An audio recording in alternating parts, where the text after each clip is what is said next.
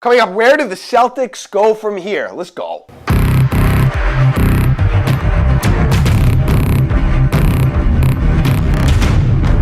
So with the Celtics now firmly entrenched in the offseason, the question becomes, where do they go from here and how do they win a championship? Because they're right there. Here are my way too early power rankings for the NBA next season. Golden State, Boston, wherever LeBron is, Houston, and then Philadelphia. What do the Celtics need to do? Well, first they need to figure out who they want to keep. I would definitely try to keep Marcus Smart. He told ESPN's Jackie McMullen after Game 7 that he thought he was worth $12 to $14 million a year. He is. Go look at some of the contracts around the NBA. Jordan Clarkson is making that kind of money. But if I'm Danny Ainge and the Celtics, I specifically target Golden State. They're going to win the championship again. Mimic yourself after the Rockets. So I would get, if I'm Danny Ainge, more 3-and-D guys. Guys that can play defense and shoot the three. Of the James Posey ilk. You know, a Patrick Beverly or a Wesley Matthews or maybe a Danny Green if things really start to implode in San Antonio. Because the Warriors are the bar. And that's the team you're going to have to beat 4 times in 7 games. Red Sox beat the Blue Jays last night 8-3. Joe Kelly once again pitching great out of the bullpen, giving the Red Sox something they desperately needed. Middle relief. Came in for Rick Porcello in a 5-3 game. Struck out the next 2 batters. If you discount opening day, he's been dominant really all year. Opposing batters are 0 for their last 23 against Kelly. He's got a 1.73 ERA. And this is what the Red Sox need. It's somebody behind Craig Kimbrell you can rely on. And for crying out loud, he throws 100 miles an hour. He's got closer stuff. You should be able to be effective in the middle relief role. And give him credit, this year he has been. And I just want to comment quickly on the story that the Ringer broke. According to them, Philadelphia 76ers president Brian Colangelo has reportedly been using multiple burner Twitter accounts. He's been using them to talk trash to his own players and even other NBA executives. He's denied it, said only one of the accounts was his and that he never tweeted on it. I mean, I hope this isn't true. I don't think it's the absolute worst thing in the world, but it's certainly not good. I mean, this is an intentional act to deceive. Look, I'm sure it's not him all the time, but I bet he knows about the account. Maybe like how Tom Brady's not always the one that's posting from his Instagram account. He's got a guy. I don't know if he was just trying to figure out whether or not he has a David Price on his team, but still, this is irresponsible behavior for the president of the organization. If it's true, we'll have created some sort of Dan Gilbert scenario in Philadelphia, where his best player, in this case Joel Embiid, really doesn't like working for him. As of now, Colangelo is being investigated. All right, take a pick. Who would win a 2-on-2 basketball game? Paul Pierce and Kevin Garnett versus